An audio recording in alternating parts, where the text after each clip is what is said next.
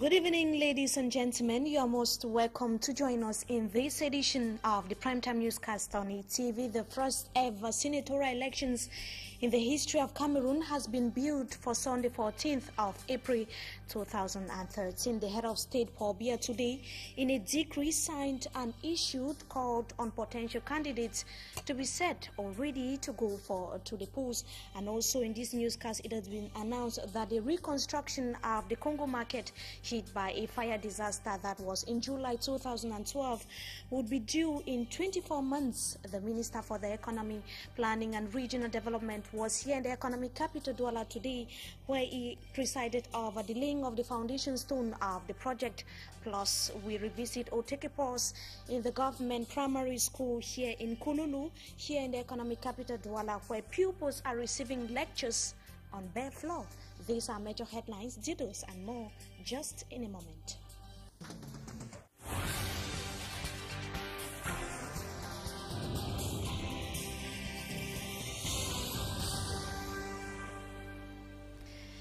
Good evening to you once again, viewers. We thank you so much for joining us in this edition of the Primetime Newscast on ETV. The government has given a deadline of 24 months to the company charged with the reconstruction of the Congo market that suffered a fire disaster that was on the 3rd, breaking 4th of July 2012. The Minister for the Economy, Planning and Regional Development was here in the economic capital, Douala, today, where he gave the instructions while placing the foundation stone of the project. Ranibel Satowara was at the Congo market and now reports. According to the Minepad boss, funds for the reconstruction of the Congo market was gotten from a public-private partnership.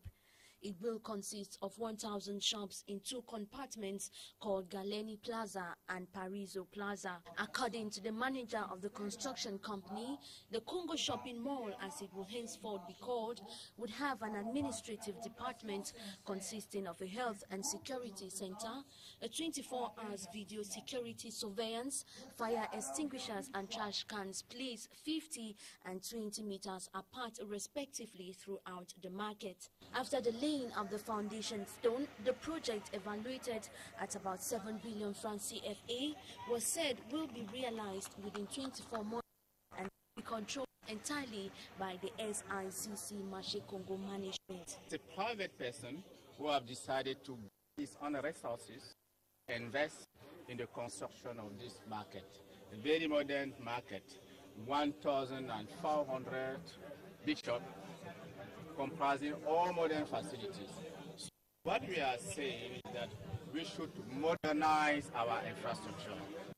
This way of behaving is participating for Cameroon to become an emerging country.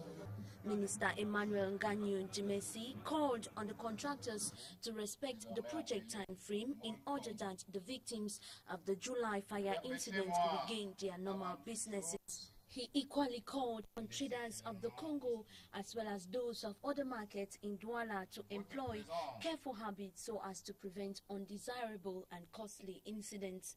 Meanwhile, the traders expressed delight at this initiative to transform the market into a shopping mall, but also raised concerns about its pricing rate and how soon it will be eventually realized. In the wake of the concerns by the traders as to when the project would be realized, traders of the makeshift structures still here at the Congo market are raising worries as to when they would finally regain their stores, and they say they are subjected to insecurity and uncertainty as they carry their goods in and out of their various stores. Details once again with our reporter Ranibel Satowara. These traders, whose shops and items were ravaged by flames on the wee hours of July 4th, 2012, said business has not been easy since then for them. They said despite the provision of these temporary structures by the Douala City Council for them to continue in their businesses, they still face many problems. We cannot leave our calculator and pack and leave. We must pack in and put in the magazine just because of the place no security. I was planning to do that. If I leave here, I will come back the following morning and see that They have broken it or they have taken it bandits. They equally explain that the area is infested with thieves who eventually scare customers away. Customers are not coming here. Every customer around, they have gone to Mbopi. They are no more coming here to buy. They are particularly hopeful that they might one day regain permanent shops, as most of their goods get bad because they have to transport it every day from warehouses to their makeshift structures. Talking about the problems of markets here in the economic capital, Douala, we remain here in Douala to talk about the Bonawanda market at Bepanda to host roadside traders of the Double-Bal market still here, still in the state, which is still in the state of abandonment and yet to resume activities. The market, whose construction works finished 3 years ago, has reportedly become a hideout for hoodlums, and through the fear of inhabitants around the locality, the market has also been a dumping ground for the local population as well. And reports say the government delegate to the Douala City Council had earlier announced plans to officially launch the market, after which a team of experts are said to have descended to the site to ensure that it resume activities soonest. But months have gone yet, and no concrete measure has been taken on the ground. We shall be coming back to that in a subsequent newscast. Now we take you to Government Primary School Kululu, here in the economic capital Douala, where studies are being impeded by lack of infrastructure. 10 benches are at the disposal of over 105 pupils, and reports say at least 6 of them have a seat or a bench are sitting on a single bench, and others are even seen receiving lectures on bare floor, as senior reporter Christopher tells us in the following report. Far and very far from watching a film, this is a primary school, a government primary school, of course, situated around Kululun, in the heart of the economic capital, Douala. This 21st century government primary school hosting 2 groups becomes very particular by the fact that pupils follow lessons seated on bare floor. And as if this is not the only problem that these young ones face, they are equally exposed to all types of infections caused by aerial promiscuity. Worse still, many classes here go the whole day without the least lesson because of lack of teachers, as many are already retired. This is a typical example, as the one supposed to help this class 2 is forcefully absent because he's gone to collect his retirement pension. The fact that this government primary school in Kululun is divided into 2 sections send people battling each time for benches. Thus, teachers and pupils only turn to heaven at the coming of a new school year so that God might at least preserve their health. That is the studying conditions of pupils of the government primary school Kululu here in the economic capital Douala. Now, Head of State Paul Biya has announced the holding of the country's first ever senatorial elections for Sunday, 14th of April 2013. The decision is contained in a presidential decree signed and issued today afternoon, where the Head of State called on eligible candidates to go to the polls. And the decree is coming after a lot of talks on how the free election, or which of the free elections in the country would take place first.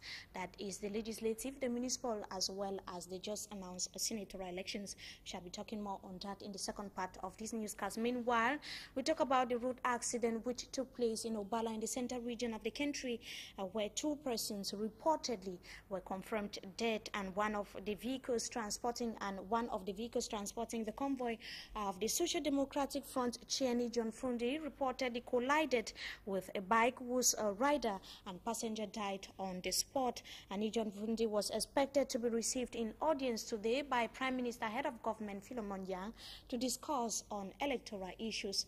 Those are the images of the just ended neck meeting of the Social Democratic Front, which took place in Bamenda Northwest region of Cameroon.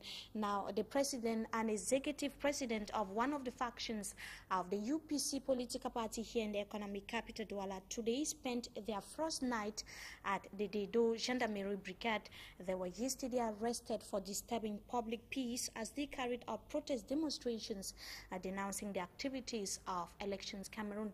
they say that the body or the organ is not credible enough or is not capable enough to organize transparent elections in Cameroon. Now, administrative authorities and security forces are hunting down a gang of alleged hoodlums said to have robbed some expatriates who checked into a hotel in Bobende in Limbe Southwest region of the country. The alleged bandits are said to have made away with huge sums of money as well as other valuable items. We hear that a crisis meeting took place today in Limbe Southwest region of the country that was being chaired by the Southwest Regional Governor Bernard Okalia Bilai to see look at ways of tracking down the said hoodlums, and we shall be telling you more on that as well in our subsequent newscast. Now, in less than a fortnight, women in Cameroon or worldwide will be joining their counterparts worldwide to celebrate the International Women's Day, and though timid preparations are however taking place in some parts of the country. Now let's take a look at what women in the eastern region of the country are doing as far as the celebrations are concerned. Annabella tells us more in the following report.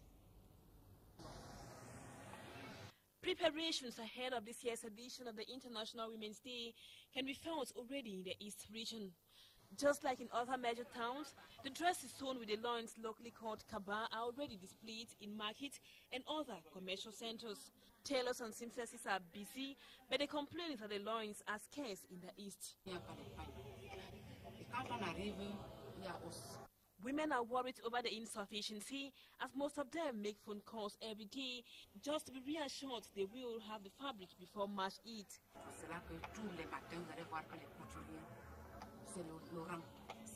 The East Regional Delegates for Women's Empowerment and the Promotion of the Family affirms that the fabric is expensive, but cautions the women not to limit the celebrations on putting on loins. Très petite quantité et beaucoup plus cher. Et se dire aussi que la fête ne se limite pas au pain. She says all is almost set for March 8 celebrations, as 2 preparatory meetings have already been held. She calls on the women to brainstorm and reflect together on how to make better the situation of the Cameroonian and why not the African woman. Now, today was the last day Pope Benedict XVI appeared in Vatican as Pope. Hundreds of people across the world gathered at the St. Peter's Square during the Pope's final Vatican appearance to bid him farewell as he resigns as Supreme Pontiff. And he said his decision to step down was a very important one and that he would continue to pray for the Church. And he is resigning for the good of the Church, he said, and called on faithfuls to pray for him as well as the new Pope, and he is the first Pope in 6 centuries to have abdicated. And it is on the note on the Pope Benedict XVI that we come to the end of this first segment of the news. And in the second part of this newscast, we talk about the recent decree signed by Head of State Paul Biya as far as the country's senatorial elections is concerned. Stay tuned.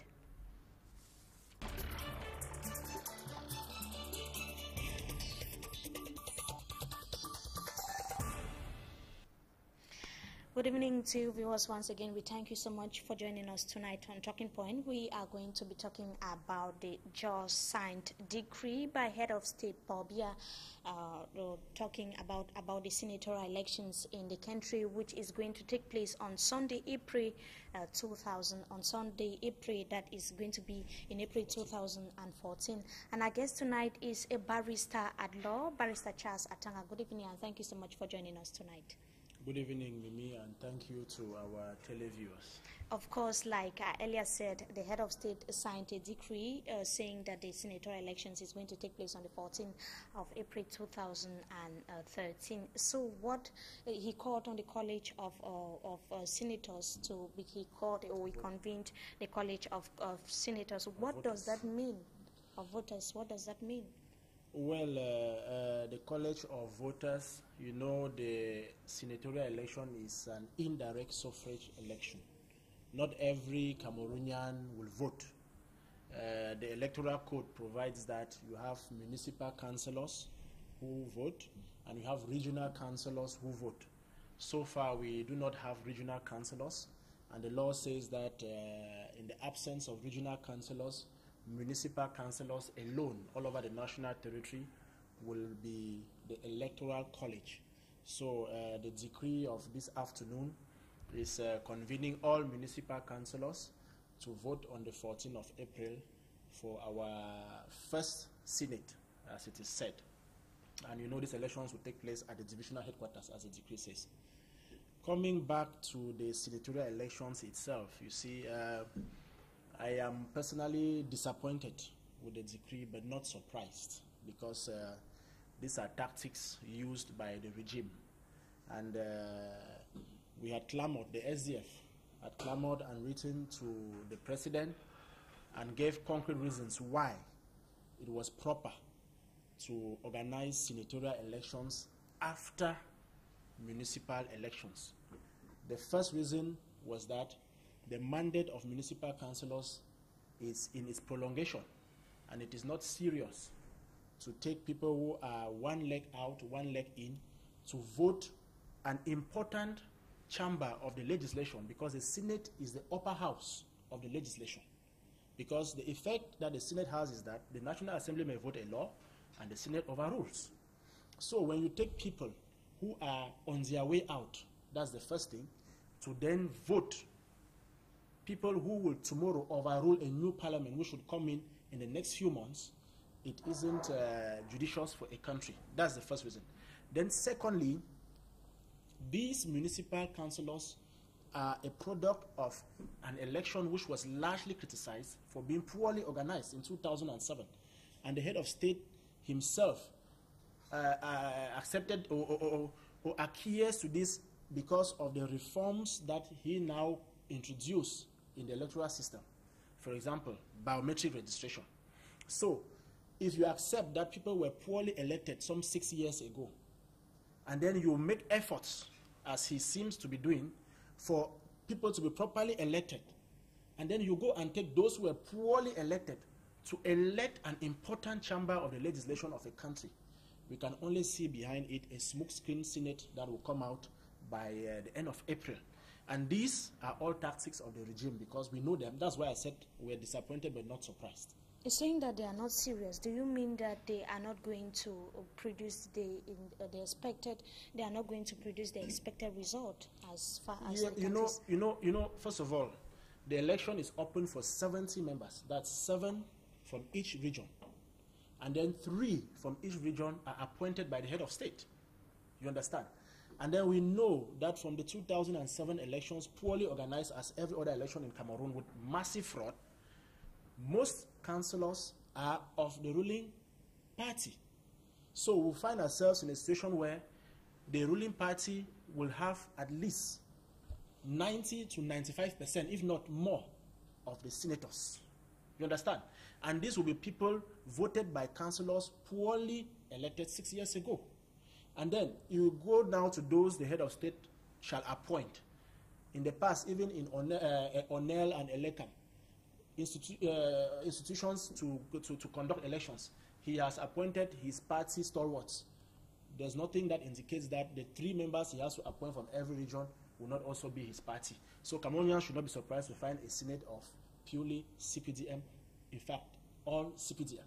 So if that be the case, why not review the country's municipal councillors before the senatorial elections? That is why the SDF in particular asked that, and many other opposition political parties, that to make a Senate serious, because the Senate we are going to have is just a Senate to satisfy the international community or people pressurizing for a Senate. It will not be a Senate worth its salt. So to make the Senate serious, let's wait. There is no hurry.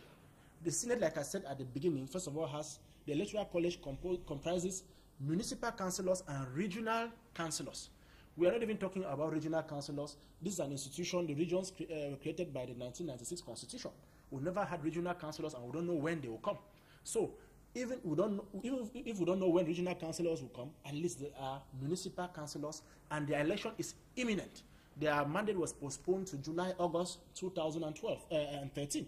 So that's why we ask that these councillors at least should be voted, and then these newly elected councillors who will be fresh, because from the calendar it shows that the Senate has to be for 5 years, mind you, which means that the Senate will always be renewed by municipal councillors when they are on their way out. which is not serious for our democracy. And of course, between now and the 14th of April, that the senatorial elections will take place, what would happen between now and the elections date? Well, the first thing is that candidates should manifest and declare their candidatures. The law says they have 15 days. So 15 days from today, they will definitely know people who want to be candidates. They will declare their candidatures at their local ELECAM offices, and afterwards the electoral board of ELECAM will need to scrutinize and come up with a list of candidates. That's one. Secondly, ELECAM itself has to go to work, because ELECAM has to come out with a list of all voters, prepare their voter cards. So you see that even with the extension, now we talked of the extension of registration. ELECAM has to, while alongside that, prepare for the senatorial elections, because it's a lot of work too. So it is a lot on ELECAM's plate, and these to us are only tactics by the regime to make sure that everything is screwed, so that very soon ELECAM will not be able to give cards for those who are registering now, because ELECAM said they were happy that the law now says you shouldn't give cards 40 days to election. But then they have not started giving cards, and then they will end up giving cards towards the election, so as to cause confusion, so that Cameroonians who have registered should not get their cards, and you know what that means to an election like the upcoming municipal and legislative elections. So what impact now is it going to have on the country's electoral process, the calendar? Well, what is feared is that it may go a long way to discourage Cameroonians. You know, we are coming out, we are struggling to erase the voter apathy that we have in this country. And then when you now come and you bring a Senate before an election where people were hoping that they may now go and vote those who tomorrow will vote senators, you now bring the Senate elections before. You see most Cameroonians, like I spoke to this afternoon, are already discouraged. They say they may not even go to register again even after the 1 month. But what we keep telling Cameroonians is that let them register, because it is in doing, it is in going for elections that we better criticize, that we better fight. There are no two ways. So we fear that Cameroonians may not register within this 1 month for the next twin election, but we keep encouraging them to register. Now, yesterday there was the extension of the registration of the biometric registration process. So is this not going to also have a huge impact on the entire process as well? First of all, your impression about the extension and also the impact. Well, coming to the extension, you know, we had said at the beginning that the process was in violation of our electoral laws. You know, we're in a country where we get up every day and violate laws because we claim to be a special institution like ELECAM did. We first had said that programming voter registration from October to February was against the law. The law says January 1st to August 31st. So you cannot come within a period when we are supposed to be tidying up the electoral registers in October and you program it. ELECAM explained that, oh, contract, but the contract can be amended if we want something serious. Secondly, after it was started in October, we saw that Cameroonians still were slow, and the SDF and as many other political parties went out to ask for Cameroonians to vote and explain to them why we need to register despite all odds, despite the fact that since 1992 elections have been poorly organized. So that, and then we asked the head of state to extend for at least another 2 months. So to start with, we are, maybe, let me say, we are pleased because we've not had the totality that it has been extended to allow Cameroonians to register. And we'll call on Cameroonians to keep registering. But the fear is that the CPDM will never organize anything without some fraud inherent mechanisms. So while we call on people to register, we also call on people to be inherent mechanism. We already know what is happening with kids. For example, kids are taken from place to place illegally to register people who on the election day will be expected to come to the locality and vote. Secondly, the records that we have for the number of registered voters. We've not yet done the fingerprint matching as ELECAM says. So when we talk about 4.5 after the matching, because people are still doing multiple registration, we hope to see that this will be detected by the electoral, the kits. And then thirdly, the issue of distribution of voter cards is very, very important. It should have started by now. I foresee a situation where this will be done at the dying minute, because Cameroonians, first of all, are discouraged to go and register. They'll be discouraged to go and take their cards when they'll be kept on long queues around the country. And then thirdly, they'll also be discouraged to go and vote. But we'll keep on telling them to remain steadfast. They should register, struggle to get their cards, and struggle to vote. You're talking about these lapses and saying that it made you pleased, but somehow you're a little bit feeling that maybe Cameroonians might be discouraged at one point. Does it mean that the 1 month, like the head of the chair of the Social Democratic Front indicated in the letter addressed to the head of state, that 1 month is not enough, but 2 would rather permit many more Cameroonians to be registered on the biometric? Does it mean that the 1 month is not enough? No, you see, we ask for something. And what is given, we take, because even within 1 month, we can do a lot, especially with making Cameroonians to be interested in the process. But it does not mean that 2 months would